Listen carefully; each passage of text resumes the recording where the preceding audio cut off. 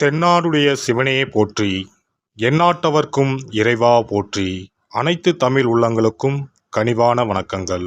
நாம் இந்த பதிவில் பெயர்ச்சி அடைய போகும் சுக்கிர பகவானால் உங்கள் வாழ்வில் ஏற்படக்கூடிய நற்பலன்கள் என்ன என்பதனையும், கெடுபலன்கள் ஏற்படுமாயின் அதன் தாக்கத்தை குறைக்க ராசிக்காரர்கள் செய்ய வேண்டிய பரிகாரம் என்ன, வழிபட வேண்டிய தெய்வம் யார் என்பதனை பற்றியும் விரிவாக காண்போம். இந்த சுக்கிர பெயர்ச்சியால் உங்கள் வாழ்வில் வளமும் நலமும் செல்வ செழிப்பும் பெற்று வாழ்வில் உயரிய நிலையை அடைய எல்லாம் வல்ல இறைவனை உளமாற வேண்டி விரும்பி கேட்டுக்கொள்கிறேன். நிகழும் ஸ்ரீ மங்களகரமான சோபகிருது ஆண்டு தமிழ் மாதம் மாசி 25ஆம் தேதி, ஆங்கில மாதம் மார்ச் 8ஆம் தேதி அன்று மகர ராசியில் இருந்து கும்பராசிக்கு இடப்பெயர்ச்சி அடைகிறார் சுக்கிர பகவான். ஏற்கனவே கும்பத்தில் அமர்ந்துள்ள சனியுடன் இணைகிறார் சுக்கிர பகவான். 30 ஆண்டுகளுக்கு பிறகு கும்பத்தில் சனி சுக்கிரன் கூட்டணி சேரப்போகிறது. அதே போல மார்ச் 15ஆம் தேதி செவ்வாய் பகவான் கும்பராசியில் இணைகின்றார். 75 ஆண்டுகளுக்கு பிறகு சனி பகவான், சுக்கிர பகவான், செவ்வாய் பகவான் ஒன்று சேர்கின்றனர். வெவ்வேறான குணாதிசயம் கொண்ட இவர்கள் உங்கள் வாழ்வில் பல மாற்றங்களை கொண்டு வரப்போகின்றனர்.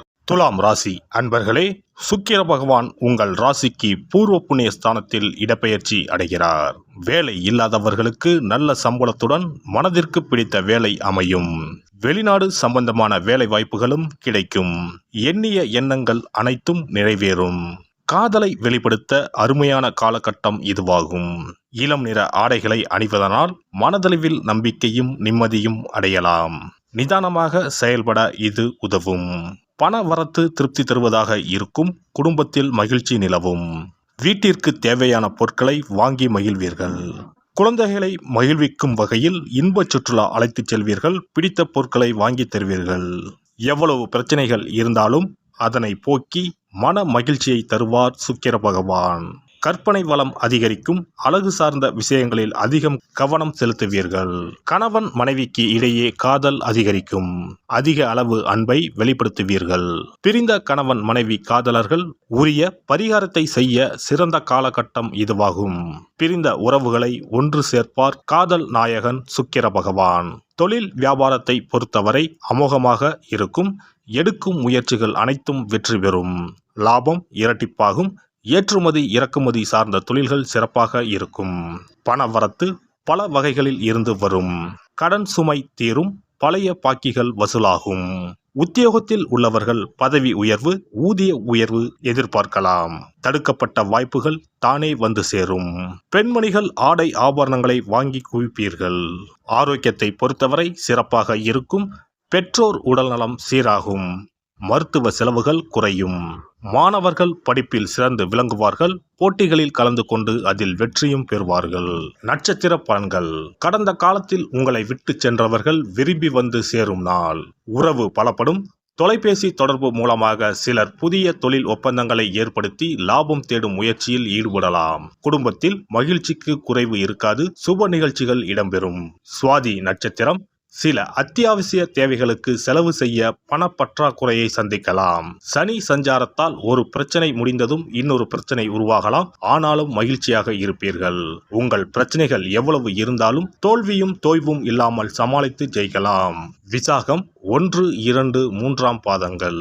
எடுத்த காரியங்களில் உடனே வெற்றி ஏற்படும். சில காரியங்களில் தாமதமாக வெற்றி ஏற்படும். உங்கள் விடாமுயற்சிதான் உங்களுக்கு வெற்றியை தேடித்தரும். பழகும் நண்பர்களை எடை போட முடியாது. வெளுத்தது எல்லாம் பால் என்று நம்பும் உங்கள் பெருந்தன்மையை கொஞ்சம் ஒதுக்கி வைக்கவும். சனி பகவானை சனிக்கிழமையில் நல்லெண்ணெய் தீபம் ஏற்றி வழிபடுவது கவலையை போக்கும். வீண் அலைச்சல் குறையும். வேலைப்பளு நீங்கும். ஒருவரின் ஜாதகத்தின்படி சுக்கிரன் சிறப்பாக அமைந்திருந்தால் பொருள் வசதிகள், திருமண வாழ்க்கை, ஆற்றல், அழகு மற்றும் காதல் விவகாரங்களில் இனிமை போன்றவை தரும். ரிஷபம் மற்றும் துலாம் ராசி அதிபதியான சுக்கிரன் மீன ராசியில் உச்சம் பெற்றும் கன்னி ராசியில் நீச்சமும் பெறுவார். சுக்கிர பகவான் மோசமான நிலையில் அமர்ந்திருந்தால் வாழ்க்கையில் பல சிக்கல்களை எதிர்கொள்ள வேண்டியிருக்கும். சில அமைப்புகள் வறுமைக்கு வழிவகுக்கும். மோசமாக அமைந்த சுக்கிரனால் திருமண வாழ்க்கையில் பிளவு ஏற்படலாம். குழந்தை பெற்றுக்கான திறன் குறையும். சுக்கிர வழிபாடும் மகாலட்சுமி ஆராதனையும் செய்து வர சொந்த வீடு அமைவது நிச்சயம். சுபிட்சம் கிடைப்பது உறுதி. மகாலட்சுமி தாயாரை வணங்கி வந்தால் சுக்கிர யோகம் கிடைக்கப் பெறலாம். இல்லத்தில் சுபிட்சம் நிறைந்திருக்கும். பணம் இல்லாமலே வங்கி முதலான கடனை கொண்டு வீடு கட்டும் யோகமும் பலருக்கு உண்டு. அதேபோல் பணம் காசுக்கு குறைவே இல்லை என்று இருப்பவர்களுக்கு சொந்தமாக ஒரு வீடு கட்ட ஆசை இருந்தாலும் யோகம் அமையாமல் தள்ளி போவதும் உண்டு.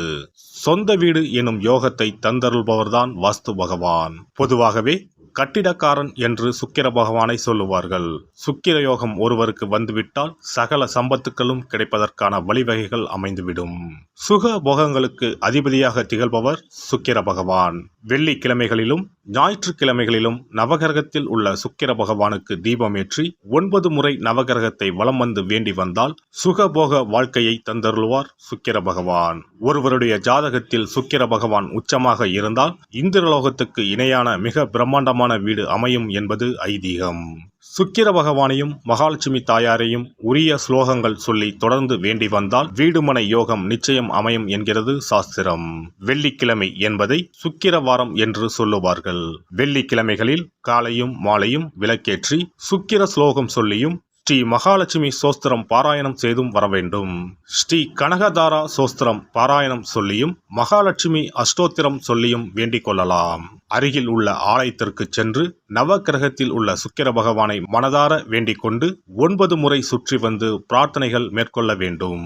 அதேபோல் பெருமாள் கோவிலுக்கு சென்று மகாலட்சுமி தாயாருக்கு வெண்மை நிற மலர்கள் சார்த்தி லட்சுமி அஷ்டோத்திரம் கனகதாரா சோஸ்திரமும் ஜபித்து பிரார்த்தனைகளை தாயாரிடம் வைத்து வேண்டி வழிபட வேண்டும்.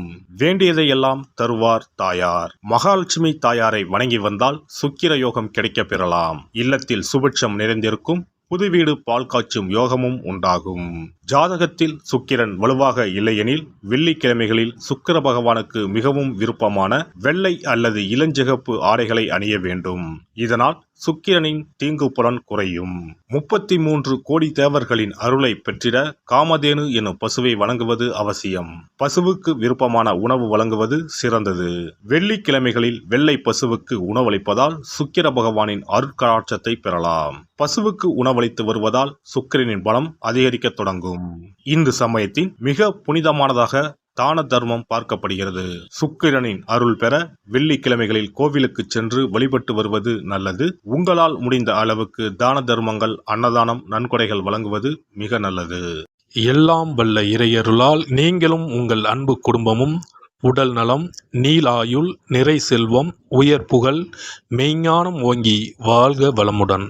இந்த வீடியோ பதிவு உங்களுக்கு பிடித்திருந்தால் லைக் பண்ணுங்க, கமெண்ட் பண்ணுங்க, ஷேர் பண்ணுங்க. மறக்காம சப்ஸ்கிரைப் பண்ணுங்க. பக்கத்துல இருக்கிற பெல் பட்டனை கிளிக் பண்ணுங்க. நன்றி, வணக்கம். ஓம் நமச்சிவாய. சிவாய நம.